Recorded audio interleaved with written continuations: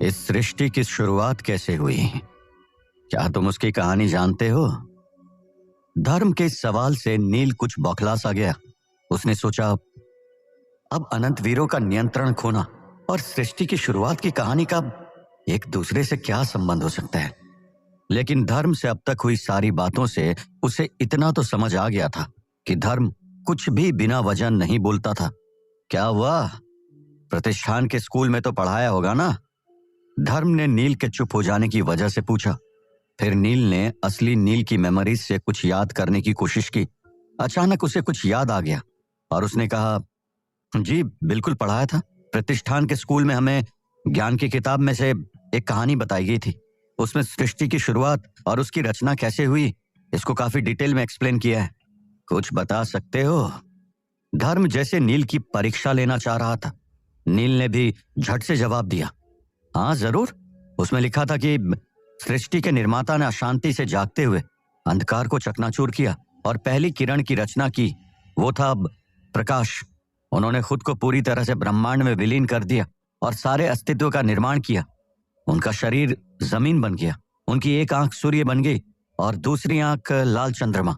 उनका खून समुद्रों और नदियों के रूप में बहा और उस लहू ने जीवन को पोषण भी दिया। इतना बताने के बाद नील रुक गया और उसे आगे का पाठ याद करने में तकलीफ हो रही थी। नील को दिक्कत में देखकर धर्म ने मुस्कुराते हुए आगे का पाठ बताया। उनके फेफड़े परियों में बदल गए, दिल देवदूतों में, जिगर वृक्ष मानवों में, मस्तिष्क ड्रैगन में, बाल फिनिक्स में, कान भेड़ियों में, मुंह और दांत विकृत जीवों में और बाकी शरीर के तरल पदार्थ समुद्री राक्षसों में बदल गए। उनका पेट और शरीर के बुरे भाग शैतानों और बुरी आत्माओं में बदल गए और सबसे महत्वपूर्ण बात, उनकी बुद्धिमत्ता मानवता में बदल गई। नील को अब ये सब अजीब लग रहा था, लेकिन साथ ही साथ मजेदार भी। ये पहली बार था जब उसने एक सृष्टि की रचना के मिथक को इतना विस्तार पूर्वक सुना, जिसमें हर प्रमुख चीज सृष्टिकर्ता के किसी न किसी शरीर के भाग से जुड़ी हुई थी। इस पर विचार करते हुए नील के मन में अचानक एक सवाल आया। हमारे यहाँ कालिका देवी को बहुत मानते हैं, तो क्या आप बता सकते हैं कि सृष्टिकर्ता की आत्मा से देवी का निर्माण कब हुआ? धर्म ने उसका जवाब देते हुए कहा, कालिका देवी के पुराने ग्रंथों के अनुसार सतयुग के अंत में एक प्रलय आया था और तभी मानवता को प्रलय से बचाने के लिए देवी का निर्माण हुआ था। सतयुग के आखिरी समय को प्रलय युग भी कहा जाता है। इसी समय भूमाता और युद्ध के देवता भी प्रकट हुए थे। धर्म ने अपने दूसरे हाथ से पाइप नीचे रखते हुए आगे पूछा, अगर तुम्हारे यहाँ कालिका देवी को बहुत मानते हैं तो क्या तुम्हें देवी के पूरे नाम की वंदना आती है? नील ने अपनी याददाश्त पर जोर देते हुए याद करने की कोशिश की और फिर अपने आप ही बड़बड़ाने लगा। कालिका देवी ब्रह्मांड से ऊंची, अद्भुत महिमा और शक्ति की रानी, रहस्यों की माता, भय की सम्राज्ञी, लाल रंग में रंगी है शांति की देवी। दरअसल नील की माँ कालिका देवी की कट्टर भक्त थी। जब वो जिंदा थी तो हर रात खाने के समय ये 4 पंक्तियां गुनगुनाया करती थी। उसने अपने तीनों बच्चों को सिर्फ प्रतिष्ठान के स्कूल में ही भर्ती किया था ताकि उन्हें सही संस्कार मिले। भले ही असली नील की मुख्य यादें बिखरी हुई थी, लेकिन उसने अपनी सारी यादें नहीं खोई थी। क्या तुम मुझे बता सकते हो कि लाल रंग में रंगी है इस पंक्ति का क्या प्रतीक हो सकता है? धर्म ने एक और बार नील के ज्ञान को परखने की कोशिश की। मेरे ख्याल से इसका प्रतीक लाल चंद्रमा से जुड़ा हो सकता है। जैसे ही नील ने जवाब दिया, धर्म ने आगे का सवाल पूछा, और सृष्टिकर्ता के किस भाग से लाल चंद्रमा आया था? नील ने आत्मविश्वास से कहा, एक आंख से। धर्म मुस्कुराया और बोला, सही कहा। आंख सिर्फ देखने का जरिया नहीं है नील, ये सृष्टि को समझने का द्वार है। लाल चंद्रमा बलिदान और पुनर्जन्म का प्रतीक है और सृष्टिकर्ता की ये लाल आंख वो शक्ति है जो हर अंत के बाद नई शुरुआत करती है। नील सोच में डूब गया, जैसे कोई बड़ा रहस्य अब उसे खुद समझना था। उसे वो पहली रात याद आई जब उसका पुनर्जन्म इस दुनिया में हुआ और जब वो उस अलौकिक और विशाल लाल चांद को देखकर अचंभित हो गया था। अब तो वो चांद उसकी यात्रा का हिस्सा बन चुका था। अब धर्म के सवालों ने उसे और भी गहरे विचारों में डुबो दिया था। वो जानता था कि अभी कई रहस्य खुलने बाकी थे और वो खुद उन रहस्यों को सुलझाने के लिए तैयार भी था। उसकी आत्मा में एक अजीब सी हलचल होने लगी थी, जैसे कुछ नया शुरू होने वाला हो। नील को गहरी सोच में खोया हुआ देख धर्म कुछ पल शांत रहा और फिर उसने आगे कहा, सृष्टिकर्ता की बुद्धि से मानवता का जन्म हुआ है, इसलिए हमारे पास असाधारण मस्तिष्क है, लेकिन बाकी जादुई शक्तियों की कमी है।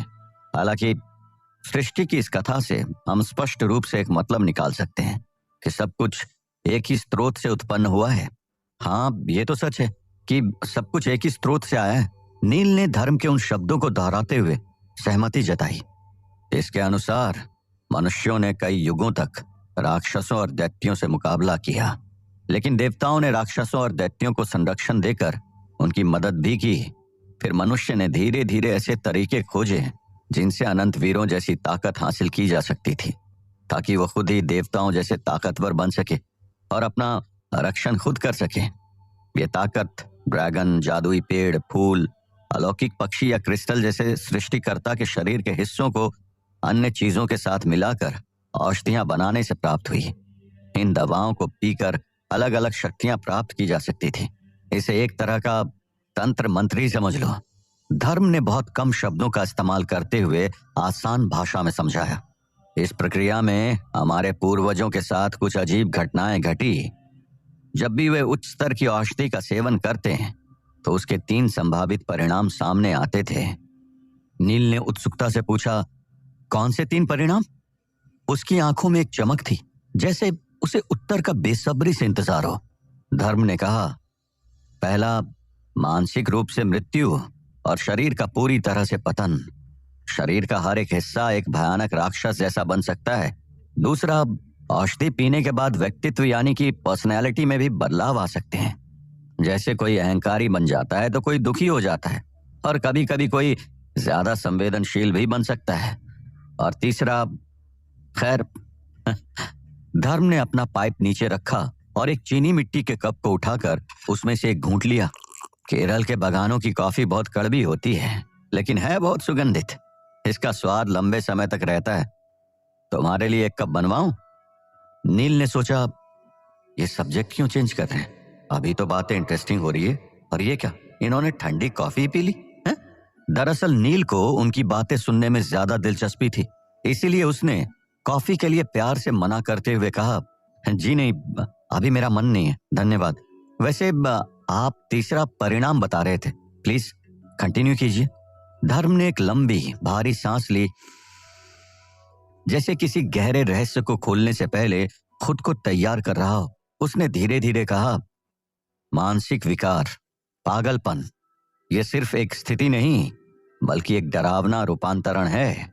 वो इंसान जो पहले अपने होश में था लेकिन अब पूरी तरह से अपनी पहचान खो बैठता है, उसकी मानसिक स्थिति इतनी विकृत हो जाती है कि वो राक्षसों से भी अधिक क्रूर और भयानक बन जाता है।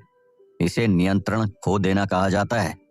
ये एक ऐसा भयानक परिवर्तन है जहां इंसान पूरी तरह से अपनी इंसानियत खो देता है। वो किसी राक्षस से भी अधिक भयानक हो सकता है। धर्म की आंखों में एक अजीब सी चमक थी, जैसे उसे नियंत्रण खोने वाले किसी अपने का अनुभव रहा हो।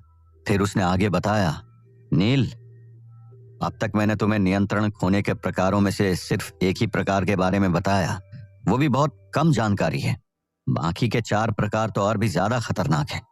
वो मैं तुम्हें कभी फुर्सत में बताऊंगा, चाहे तो बाद में तुम इस किताब में से भी पढ़ सकते हो। धर्म ने टेबल पर रखी हुई एक किताब नील की तरफ सरकाते हुए कहा, ठीक है। नील ने तंत्र शिला से संबंधित और भी कई सारे सवालों को दिमाग के पिछले हिस्से में धकेल दिया और किताब अपने पास रख ली। काफी कुछ जानकारी देने के बाद धर्म कुछ सोच रहा था। उसका चेहरा उदास लग रहा था। उसने उसी उदासी भरी आवाज में नील से कहा, निशाचर के संस्थापक देवदत्त कांतार ने एक बार कहा था, हम रक्षक हैं लेकिन साथ ही ऐसे दुखी योद्धा भी हैं जो खतरों और पागलपन से हर रोज जूझते हैं। नील ने बिना कुछ कहे चुपचाप सुन लिया। क्या हुआ, तुम कुछ निराश लग रहे हो? अनंतवीर वैसे नहीं होते जैसे तुमने सोचा था। हमें हर पल खतरों का सामना करना पड़ता है। नील ने धीमी आवाज में जवाब दिया, हाँ, हर चीज की एक कीमत होती है। बेशक नील को पीछे हटने का विचार स्वाभाविक रूप से आया और उसके दिमाग में बना रहा, लेकिन उसने उस ख्याल को दूर धकेल दिया। धर्म ने आगे कहा, हाँ, तो मैं ये कह रहा था कि अनंतवीर उतने शक्तिशाली नहीं होते हैं जितना तुमने सोचा था। इसमें कुछ सीक्वेंसेस होते हैं। सीक्वेंस 9 वाला इंसान कम शक्तिशाली अनंतवीर कहलाया जाता है और सीक्वेंस 0 वाला इंसान करीब करीब भगवान के लेवल का बन जाता है। नील ने हैरानी से पूछा, यानी कि सीक्वेंस नंबर जितना कम होगा वो उतना ज्यादा शक्तिशाली अनंतवीर होगा? धर्म ने मुस्कुराकर कहा, हाँ, और अगर भविष्य में तुम कभी अनंतवीर बनने के बारे में सोचोगे तो इन सारी बातों को याद रखना, जल्दबाजी में कोई निर्णय मत लेना। नील ने हंसते हुए जवाब दिया, मुझे तो ये भी नहीं पता कि ये मौका कब मिलेगा। नील सोचने लगा कि उसे कभी मौका मिलेगा तो वो जरूर आजमाएगा, लेकिन सबसे महत्वपूर्ण बात उसके लिए यही थी कि उसे अब इन सारे रहस्यों को अच्छी तरह से समझकर अपनी असली दुनिया यानी कि 2024 में वापस लौटने का रास्ता खोजना था। शायद नील के लिए अपना पहला कदम उठाने के पीछे भी यही वजह थी। वो सीक्वेंस 0 की लेवल्स तक जाने की इच्छा भी नहीं रखता था। उसे तो बस अपने घर जाना था। और रहा नियंत्रण खोने का जोखिम, उससे तो मैं पहले भी गुजर चुका हूँ। जब मैंने वो भाग्यवर्धक विधि की थी वो तो लगभग पागल होने जैसा ही था। कितना सिरदर्द भी हुआ था। ये सोचते हुए नील को लगा कि इसके फायदे नुकसान से तो ज्यादा ही थे, इसलिए इससे पीछे हटने के बारे में उसने नहीं सोचा। धर्म ने अपना पाइप फिर से उठाया। उनकी आंखों में मुस्कान की झलक थी। उन्होंने कहा, ठीक है, मुझे लगता है कि अब तो मैं अनंतवीरों के बारे में काफी कुछ पता चल गया है। बाकी किताब में से पढ़ लेना। अब मैं तुम्हें तुम्हारी निशाचरों की टीम के सिविलियन स्टाफ के काम बताता हूँ। कहते हुए धर्म दरवाजे की ओर चल पड़ा और नील भी उसके पीछे पीछे चलने लगा। बाहर चलते हुए धर्म बताने लगा, सिविलियन स्टाफ में हमारे पास 5 लोग हैं, जिनमें से एक अकाउंटेंट और दूसरा जादुई सामान का रक्षक है। रोशनी, सुरजन और बीनू काका, ये तीनों नए लोगों के रजिस्ट्रेशन, किताबें, मामलों के दस्तावेज और फाइल संभालना, साफ सफाई, ये सब काम करते हैं। तो क्या मेरा काम भी इनके जैसा ही है? नील ने अपनी जिम्मेदारियों को स्पष्ट करने की कोशिश की। धर्म ने मुस्कुराते हुए कहा, हाँ, लेकिन अभी के लिए नहीं, फिलहाल तुम्हें एक अलग काम करना है। नील ने जोश में आते हुए कहा, बताइए, मैं तैयार हूं। नील ऐसे खुश हुआ जैसे धर्म उसे अभी किसी एडवेंचर पर भेजने वाला हो, लेकिन धर्म ने कुछ अलग ही मिजाज में कहा, तुम्हें हर सुबह से लेकर दोपहर तक उस सड़क पर टहलना होगा जो विलास के घर से तुम्हारे घर तक जाती है।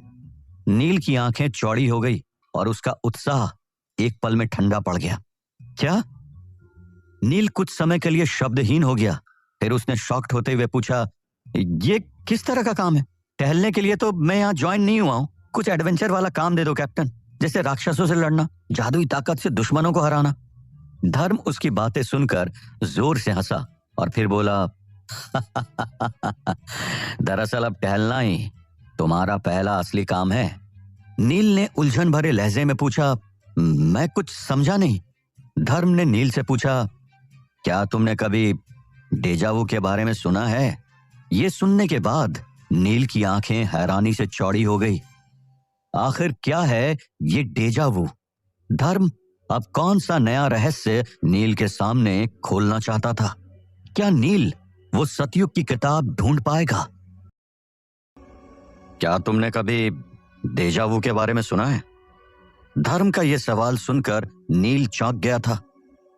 हालांकि कई अलौकिक किताबों और मॉडर्न फिल्म्स देखने की वजह से नील को डेजावू के कॉन्सेप्ट के बारे में अच्छी तरह से पता था। हाँ, सुना है, लेकिन आपको इसके बारे में कैसे पता? नील ने जिज्ञासा से पूछा। डेजावू एक ऐसा एहसास है जो हर किसी को कभी न कभी अनुभव होता ही है।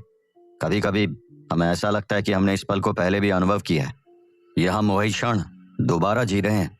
यह शब्द मुझे मेरे एक फ्रेंच दोस्त ने बताया था।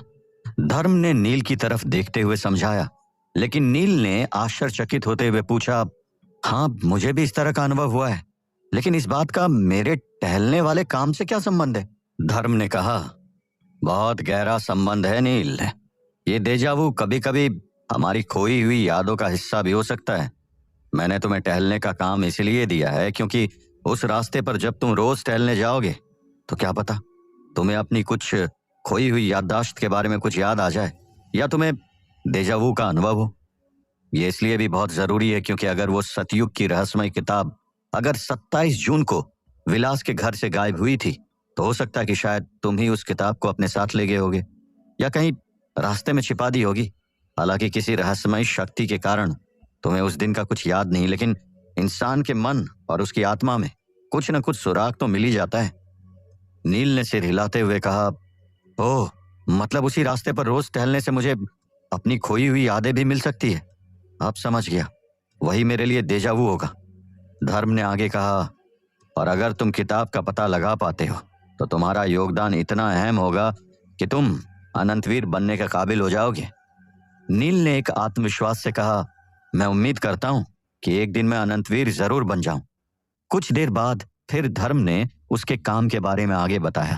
तुम्हें हर हफ्ते एक दिन की छुट्टी मिलेगी। तुम खुद तय कर सकते हो कि वो दिन कौन सा होगा, और जब काम ज्यादा ना हो तो लाइब्रेरी में जाकर धार्मिक और ऐतिहासिक ग्रंथ पढ़ लेना। तुम अपने इतिहास में ग्रेजुएट होने का इस्तेमाल भी कर पाओगे और उससे हमारी मदद भी। बीनू काका और बाकी लोग काम सीखने में तुम्हारी मदद करेंगे। नील ने कहा, ठीक है। नील ने राहत की सांस ली। ये उसके लिए कोई मुश्किल काम नहीं था। आगे चलते हुए धर्म ने 7 पवित्र प्रतीकों से सजे विशाल काले गेट की तरफ इशारा किया। ये कांतार गेट है। इसका नाम निशाचरों के निर्माता महंत देवदत्त कांतार के नाम पर रखा गया है। हर बड़े शहर के सबसे महत्वपूर्ण धार्मिक प्रतिष्ठान के नीचे ऐसा एक गेट होता है। धर्म ने गेट की ओर इशारा किया। नील ने सांस रोककर गेट की ओर देखा।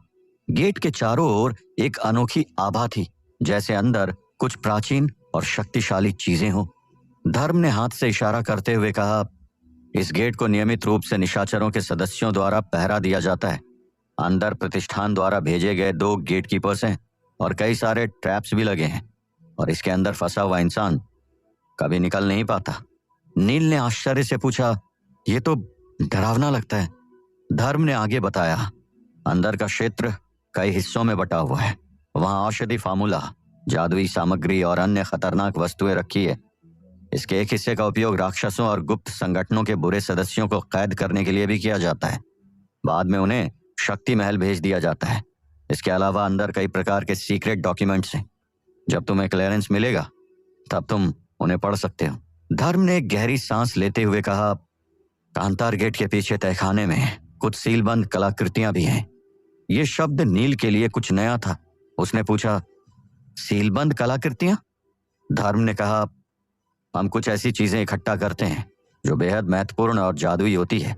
अगर वो गलत हाथों में चली जाए तो विनाशकारी हो सकती है। उन्हें कड़ी सुरक्षा में बंद करके रखना पड़ता है। वहां की कुछ वस्तुएं तो जिंदा भी होती है जो गेटकीपर्स को आकर्षित कर सकती है या भागने की कोशिश कर सकती है। इसलिए उन्हें खास निगरानी में रखना बहुत जरूरी होता है। नील ने कांतार गेट को देखते हुए कहा, इंटरेस्टिंग। धर्म ने आगे कहा, इनको 4 ग्रेड्स में बांटा गया है और उसमें ग्रेड 0 की चीजें सबसे खतरनाक मानी जाती है। धर्म ने फिर अपने कमरे की ओर रुख किया। कमरे में पहुंचकर उन्होंने दराज के नीचे से एक कागज निकाला और नील को दिखाया। इसे देखो, 3 साल पहले एक नए गेटकीपर ने नियंत्रण खो दिया था। किसी अज्ञात कारण से उसने सारे सुरक्षा स्तरों को पार किया और ग्रेड 0 की एक सीलबंद कलाकृति लेकर रहस्यमय तरीके से गायब हो गया। इस फोटो को याद कर लो। अगर तुम इसे कहीं भी देखो तो सीधे रिपोर्ट करने आना। इस केस में बहुत लोग मारे गए थे। नील ने वो कागज लिया। उस पर एक आदमी का स्केच था और नीचे लिखा था, इंदर माझी, पुरुष, 40 वर्ष, पूर्व गेटकीपर, प्रमोशन में असफल होने की वजह से शैतानी ताकतों का सहारा लेकर भ्रष्ट हो गया। वो सीलबंद कलाकृति नंबर 008 लेकर भागा है। नील ने स्केच देखा और विवरण भी पढ़ा। उसे लग रहा था कि इंदर माझी एक आंख से अंधा भी है। नील ने पूछा, क्या मैं जान सकता हूं कि वो क्या सीलबंद चीज थी जो ये लेकर भाग गया? धर्म ने बताया, वो एक पंख की कलम थी जिसे स्याही की आवश्यकता नहीं पड़ती थी। अभी मैं तुम्हें सिर्फ इतना ही बता सकता हूं। धर्म ने उस विषय को और आगे खींचना सही नहीं समझा। उसने अपनी पॉकेट वॉच देखते हुए नील से कहा, काम की जरूरी जो भी बातें थी वो मैंने तुम्हें समझा दी है। अब तुम बाहर जाकर बीनू काका को ढूंढो। वो तुम्हें कुछ दस्तावेज पढ़ने के लिए देंगे। और हाँ, वो कोई साधारण क्लर्क नहीं है। एक जमाने में वो भी कभी निशाचर के सदस्य थे, लेकिन उम्र और खराब सेहत की वजह से अब वो सिर्फ सिविलियन काम संभालते हैं। नील ने हल्के से झुककर ठीक है कहा और अपनी हैट फिर से पहन ली, लेकिन उसका दिमाग अभी भी कलाकृति नंबर 008 के बारे में सोचने में व्यस्त था। वो सोचने लगा, बिना स्याही के लिखने वाली कलम, इंटरेस्टिंग, लेकिन उसमें ऐसा क्या होगा जो वो ग्रेड 0 की खतरनाक चीज थी? क्या वो ऐसी कलम तो नहीं थी जिससे व्यक्ति का नाम लिखने से ही उसकी मौत हो जाती है? नहीं, मुझे नहीं लगता कि ऐसा कुछ होगा। अगर ऐसा होता तो उस इंदर माजी को भागने और छिपने की जरूरत ही नहीं पड़ती। जैसे ही नील मुड़कर जाने लगा, धर्म ने अचानक उसे पुकारा, रुको, मैं एक बात बताना भूल गया। नील ने अपना सिर घुमाया। धर्म ने अपनी पॉकेट वॉच वापस रखते हुए कहा, बाद में, अभी अकाउंटेंट्स में मिसेज ओबराय के पास जाओ और 4 हफ्ते की सैलरी एडवांस में ले लो। उसके बाद हर हफ्ते तुम्हें आधी सैलरी मिलेगी, जब तक ये एडवांस एडजस्ट नहीं हो जाता। नील ने हैरानी से कहा, यह तो बहुत ज्यादा हो जाएगा, इसकी कोई जरूरत नहीं है। नील ने सहजता से कह दिया, हालांकि उसके पास तो अब सार्वजनिक घोड़ा गाड़ी को देने के लिए भी पैसे नहीं थे, मगर एक बार में 4 हफ्तों की सैलरी लेने में उसे थोड़ी झिझक महसूस हो रही थी। धर्म ने सिर हिलाते हुए मुस्कुराकर कहा, नहीं, ये जरूरी है। जरा सोचो, क्या तुम उस चौल के कमरे में ही रहना चाहते हो जहां तुम्हें इतने सारे किराएदारों के साथ बाथरूम शेयर करना पड़ता है? अपनी नहीं तो कम से कम मेघना के बारे में सोचो। इसके अलावा धर्म ने देखा कि नील ने सहमति में सिर हिलाया, इसलिए वो रुक गया। फिर उसने नील के कपड़ों को देखते हुए कहा, इसके अलावा तुम्हें एक नया सूट खरीदना चाहिए और तुम्हें एक छड़ी की भी जरूरत है। नील एक पल के लिए हक्का बक्का रह गया। उसे शर्म आ रही थी क्योंकि उसका सूट सस्ता और खराब क्वालिटी का था। नील ने हकलाते हुए कहा, ठीक है। धर्म ने फिर से पॉकेट वॉच निकाली और उसे देखते हुए कहा, शायद तुम्हें पहले मिसेज ओबराय से मिलना चाहिए। मुझे पता है कि तुम बीनू काका के पास काफी टाइम बिताओगे, लेकिन मिसेज ओबराय के घर लौटने का टाइम हो गया है। धर्म पास वाली कुछ लटकी हुई रस्सियों को देखते हुए बोला, मैं रोशनी को बुलाता हूँ, वो तुम्हें उनके पास ले जाएगी। धर्म ने रस्सियों को खींचकर बेल बजाई। थोड़ी ही देर में रोशनी आ गई।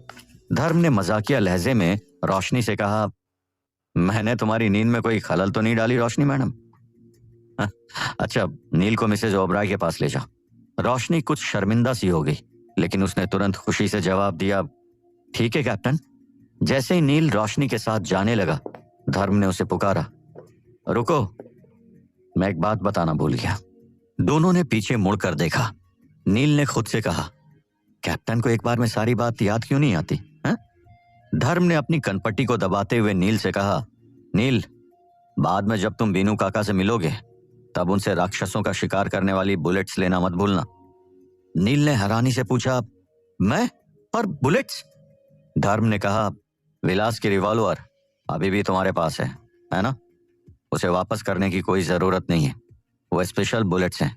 अगर तुम किसी राक्षस या अलौकिक खतरे का सामना करते हो तो तुम्हें अपनी सुरक्षा करने के लिए काम आएगी। नील ने हड़बड़ाते हुए ईमानदारी से कहा, ठीक है, थैंक्स मिस्टर धर्म। Oh sorry captain. नील और रोशनी जाने लगे। रुको, धर्म एक बार फिर से चिल्लाया। नील थोड़ा चिढ़ गया, लेकिन उसने पीछे मुड़ते हुए पूछा, यस कैप्टन। धर्म ने अपने सिर पर वापस हाथ रखते हुए कहा, मैं तो भूल ही गया था कि तुम्हें शूटिंग की ट्रेनिंग नहीं मिली है, इसलिए राक्षसों का शिकार करने वाली बुलेट्स लेना बेकार होगा। पहले तुम्हें शूटिंग सीखनी पड़ेगी।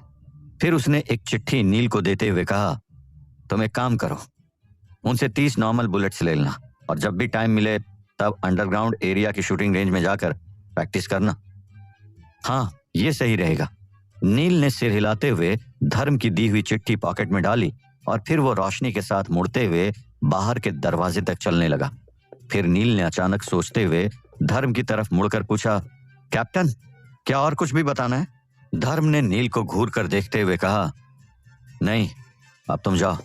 नील ने राहत की सांस ली और सीधे दरवाजे से बाहर चला गया। धर्म जाते हुए नील को ऐसे देख रहा था जैसे कि उसके मन में बहुत कुछ चल रहा हो। बाहर जाते हुए रोशनी ने मुस्कुराते हुए नील से कहा, कैप्टन ऐसे ही है, वो चीजें भूल जाते हैं यहाँ तक कि मेरी दादी की याददाश्त उनसे बेहतर है। बेशक वो केवल मामूली चीजें ही भूलते हैं नील। मैं तुम्हें आगे से नील ही बुलाऊंगी, ठीक है ना? नील ने मुस्कुराते हुए कहा, हाँ बिल्कुल। नील रोशनी की बातें सुनते हुए ऊपर की मंजिल पर मिसेस ओबराय के ऑफिस में आ गया और उनसे सैलरी की बात की। मिसेस ओबराय ने एक तांबे की चाबी निकाली और कमरे में रखे तिजोरी को खोला। जब वो पैसे गिन रही थी, उन्होंने मुस्कुराते हुए कहा, तुम्हारी किस्मत अच्छी है, आज हमारे पास काफी पैसे हैं। वैसे नील, क्या तुम्हें कैप्टन ने इसलिए बुलाया क्योंकि तुम किसी अलौकिक घटना में शामिल थे, या तुम्हारी कोई खासियत है? नील ये सुनकर थोड़ा हड़बड़ा गया। मिसेस ओबराय ने पैसे निकालकर तिजोरी बंद करने के बाद पलटकर मुस्कुराते हुए कहा, मैंने ऐसा इसलिए पूछा क्योंकि मेरे साथ भी ऐसा ही हुआ था। नील ने आश्चर्य से पूछा, सच में मिसेस ओबराय? मिसेस ओबराय ने उसकी 4 हफ्तों की एडवांस सैलरी थमाते हुए कहा, क्या तुम जानते हो, 16 साल पहले बॉम्बे प्रेसिडेंसी में एक घटना हुई थी जिसमें एक सीरियल किलर शामिल था। नील ने पैसे लेते हुए कुछ सोचते हुए कहा, हाँ वही ना, जिसमें लगातार 5 लड़कियों को मार दिया गया था। उनमें से कुछ लड़कियों के दिल तक निकाल लिए गए थे। जब हम छोटे थे तो मेरी माँ अक्सर वो किस्सा मेरी छोटी बहन को डराने के लिए सुनाया करती थी। मिसेस ओबराय ने कहा, हाँ, अगर उस वक्त निशाचर समय पर नहीं आते तो मैं छठी लड़की होती। उनकी आवाज में घटना के इतने साल भी डर की झलक थी। नील ने सावधानी से पैसे गिनकर अपने सूट के अंदर वाली जेब में रख लिए। तभी मिसेस ओबराय ने गहरी आवाज में कहा, पता है, वो सीरियल किलर नहीं बल्कि एक नियंत्रण खो चुका अनंतवीर था, और अनंतवीर बनने से पहले वो मेरा सबसे अच्छा दोस्त हुआ करता था। मिसेस ओबराय की ये बात सुनकर नील थोड़ा चौंक गया। मिसेस ओबराय ने नील से आगे कहा, तुम मुझे नेक लड़के लगते हो नील। बस इतना बताना चाहूंगी, कोई भी डिसीजन सोच समझ कर लेना, क्योंकि मैंने अच्छे अच्छे को बदलते हुए देखा है। क्या इन अनंतवीरों की डरावनी कहानियों की वजह से नील पीछे हट जाएगा? क्या अपनी दुनिया में लौटने के लिए अनंतवीर बनने के अलावा नील को कोई और रास्ता मिल पाएगा? आखिर नील की जिंदगी में आगे क्या खतरा आने वाला है? जानने के लिए सुने इस कहानी का अगला भाग।